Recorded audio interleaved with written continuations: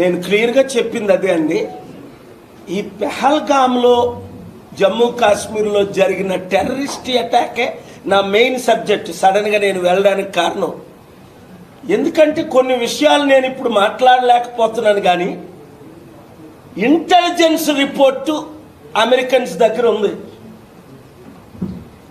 ఎవరు చేయించారు ఈ దాడులు, ఎవరు చేశారు, దీన్ని దేని కొరకు ఎవరు ఎలా చేశారు అన్నది వాళ్ళ దగ్గర ఉంది ఇన్ఫర్మేషన్.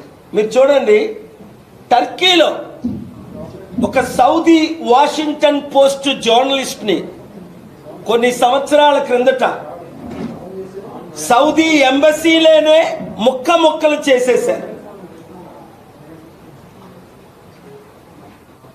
ప్యాక్ చేసి పంపించారు. అది చేయించింది ఎవరు? Saudi government. చేసింది ఎవరు? వాళ్ళ మనుషులే ప్రైవేట్ ప్లేన్లో వచ్చి.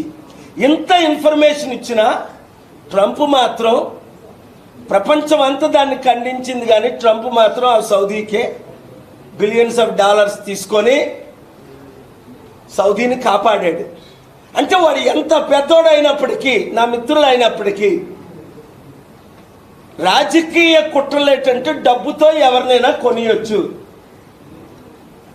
చట్టాలనే ఈరోజు డబ్బుతో కొనేస్తున్నారు చాలామంది. అందరు జడ్జిలు అమ్ముడు పోకపోయినా కొంతమంది జడ్జిలు ఇష్టం వచ్చినట్టు బిహేవ్ చేసి కొన్ని లక్షల ఎకరాల భూముల్ని లక్షల కోట్ల మందికి మన దేశంలోనే అన్యాయం చేస్తున్నారు. ఆ ఇన్ఫర్మేషన్ అంతా ఫైల్స్ అయిపోయింది. కనుక ఇప్పుడు కొన్ని విషయాలు మరలా 2 వారాల తర్వాత నా మీటింగ్లన్నీ అయిపోయిన తర్వాత నేను వీలైతే అమెరికా నుంచే మాట్లాడతాను. ఇప్పుడు జరిగిన మీటింగ్లన్నీ చాలా సీక్రెట్గా జరిగా, అయినప్పటికీ చాలా మందికి తెలిసింది ఇంటెలిజెన్స్ రిపోర్ట్స్ ఉన్నాయని. ఎందుకంటే నేను కలుస్తున్నది చిన్నోళ్ళు అయితే తెలియదు, అందరూ పెద్దవారు కనుక నార్మల్గా నేను ఫోటోలు తీసుకోను.